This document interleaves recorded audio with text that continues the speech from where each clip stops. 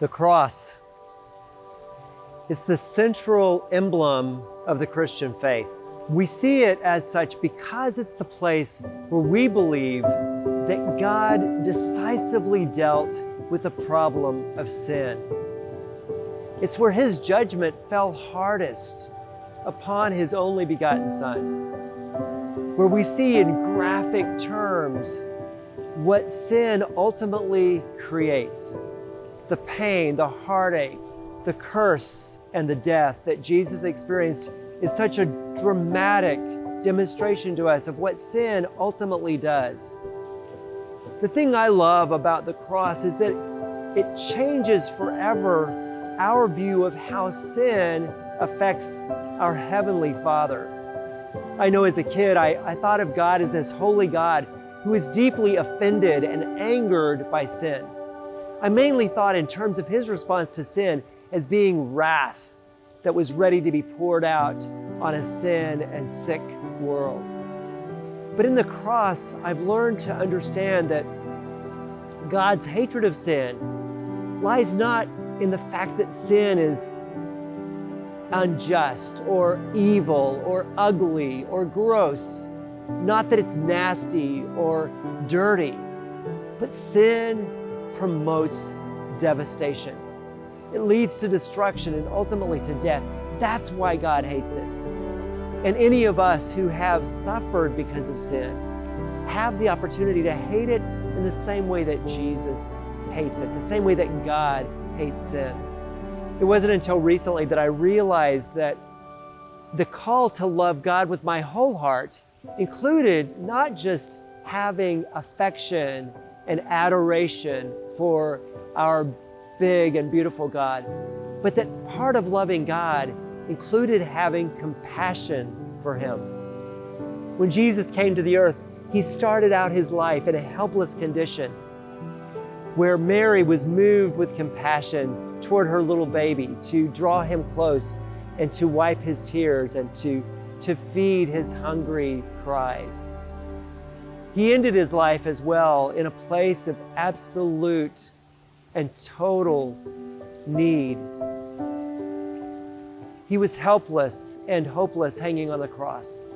And when we look to the cross, we all have the opportunity to feel compassion, not for just Jesus as He's hanging there, but to feel compassion for the Father who was watching.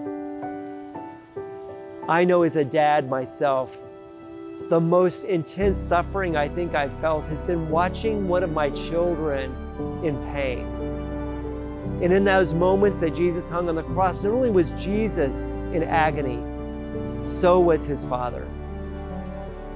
Looking to the cross reminds us that God's love cost Him to the infinite degree. That the cross shows us just how far God would go to love us well and to receive us, to forgive us, and to deal with sin. So when you look to the cross, remember that this was the point of God's need, His powerlessness, His helplessness. As God watched on, His every impulse must have been to rescue His Son from suffering and pain. And yet He constrained Himself for love. Looking to the cross, we can open our hearts to God. We can feel the love that He has for us, but also feel compassion for a Heavenly Father whose love for us led Him to the absolute desolation of watching His Son suffer and die. Some theologians believe that God looked away from the cross because He couldn't stand to be in the presence of sin. But because we know that Satan himself can enter the presence of God, as he did in the story of Job, I wonder if the reason God looked away was because He just couldn't stand the sight of His Son suffering without intervening. Whatever the reason, we know that Jesus suffered a breach, a gap, a break in that connection with His Heavenly Father. And that break earns for us a connection that can never be broken. Though we may suffer, though we may experience devastation, powerlessness, and pain, we will always have God with us.